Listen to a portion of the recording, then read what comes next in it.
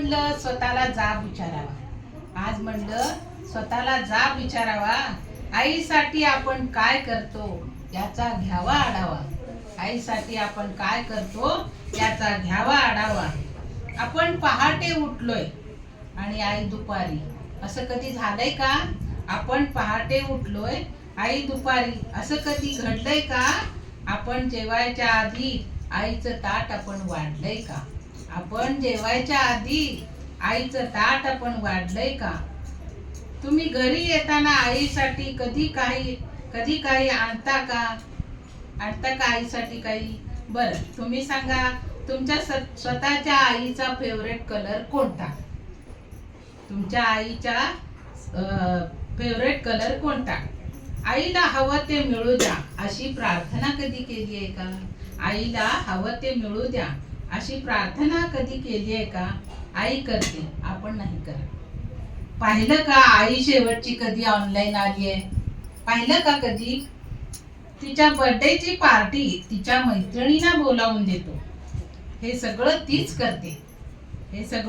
करते बरं का. तिच्या बर्थडेची पार्टी तिच्या मैत्रिणीला बोलून देते. तिने केलेला पसारा कधी आपण आवरलंय का?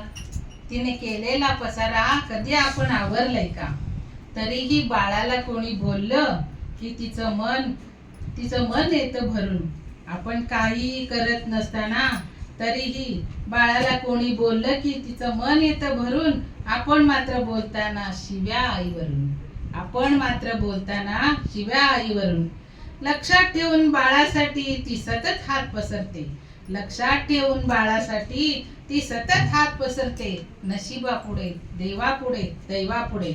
माझ्या बाळाचं भलं होऊ दे हे लक्षात ठेवून बाळासाठी ती सतत हात पसरते. पण स्वतःची मात्र दुपारची बीपीची गोळी विसरते. आईची आई होऊन बाळानो कधीतरी वागाना. तिचा खडबडीत हातात घेऊन एकदा बघा. कितीही कर्तृत्व गाजवा तुमची झेप कमी पडते. खूप उंचावर गेलो आपण तरी कितीही कर्तृत्व गाजवा तुमची झेप कमी पडते. आईने कडेवर घेतल्यावरच आपली उंची वाढते. उगाच कशाला त्या अध्यात्माच्या आणि श्रद्धेच्या गप्पा आणता. आईच्या पोटी जन्माला येता आणि देव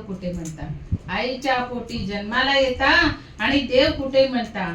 आईला सतत मुलांचा ध्यास, त्यांच्या प्रेमाची धुंदी. बाळाने गंमत आणली नाही तरी आई सदा आनंदी. नका करू स्पर्धा, नको कुणाशी वाद, नको कुणाचा हेवा. जग जिंकायचं का तुम्हाला? मग पहिलं आईच्या पायावर डोकं ठेवा.